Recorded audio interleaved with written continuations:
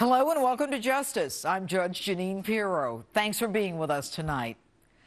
There is a sacred trust between a country and its leader, between a president and the people he leads. When a leader violates that trust, the people from whom he derives his power have the inalienable right to remove him. You may agree or disagree with what I'm about to say. It's not meant to be political. Whatever the context, when you let things slide one after another, the foundation deteriorates. Even water sliding down a rock begins to wear at it and break it down. And like that rock, our very existence is in jeopardy. Barack Obama has put us in that jeopardy yet again. The latest, exchanging a man whose own platoon soldiers call a deserter, who voluntarily left his unit during combat, in itself a death-eligible crime, for 5 of the worst Taliban terrorists in Gitmo. Obama sends out Old Faithful Susan Rice to say this of Bo Bergdahl. He served the United States with honor and distinction. Really? Even the White House had to respin that. Now, Susan, isn't English your first language? Weren't you briefed on what to say?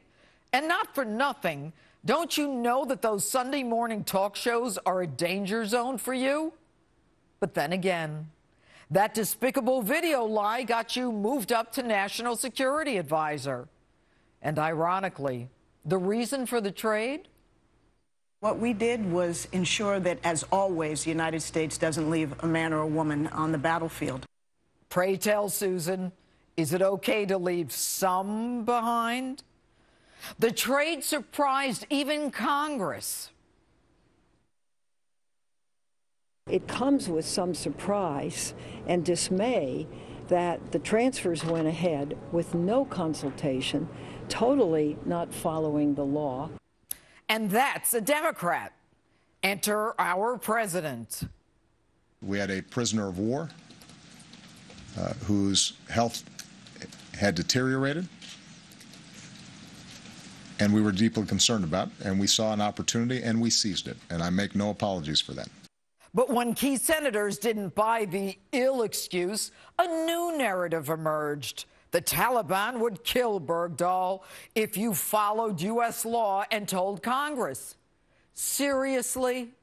Mr. President, my sources tell me that you knew Bergdahl's location for months.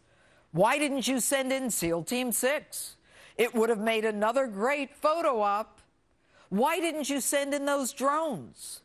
Could it be, Mr. President, he was your excuse to release 5 Taliban terrorists from Gitmo? Those 5 men, the worst of the worst. Some wanted by the UN for mass murders, killing thousands, Al-Qaeda connected. These are the guys who behead their enemies, including children. They hate America and everything we stand for. And you release them, knowing many return to the battlefield because Arab country Qatar assured you that they do not pose a threat to us? And you're good with that? You buy it? You think 12 years in Gitmo has softened their resolve to kill us? Mr. President, you didn't just release them. You unleashed them. And you alone will be responsible for the hell that will be unleashed on us. You have teed us up for death and destruction. And don't give me this hogwash that they're prisoners of war who have to be freed when we leave Afghanistan. They are not prisoners of war.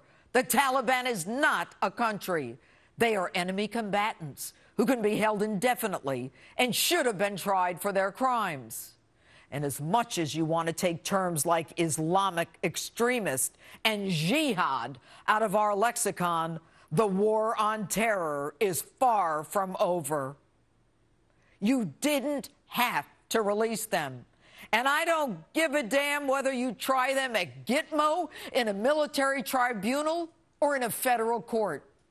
United States attorneys have prosecuted these dirtbags and convicted them time and again. Here's the bottom line. You negotiated with terrorists. You broke the very law that you signed. You have shown terrorists that they can win concessions by kidnapping Americans. In the history of this country, we have never traded mass murderers for a deserter. My father and grandfather fought in World War II. Ironically, you go to Normandy 70 years later, where my grandfather was injured, and make like you respect the military. You call yourself a commander-in-chief. But what commander-in-chief doesn't support a surge but sends in 40,000 troops anyway? What commander-in-chief reduces benefits to those in the military, closes the Veterans War Memorial, reduces the Army to pre-World War II levels, knowingly allows veterans to die in our hospitals, while replenishing the enemy in a time of war? Mr. President, you are destroying this country. You have diminished us on the world stage. You have trampled on the very laws that you swore to uphold. You are not a true commander-in-chief. We've impeached a president for lying about sex with an intern. Your actions, far more egregious, demand impeachment. And that's my open. With me now, former federal prosecutor and author of Faithless Execution, Building the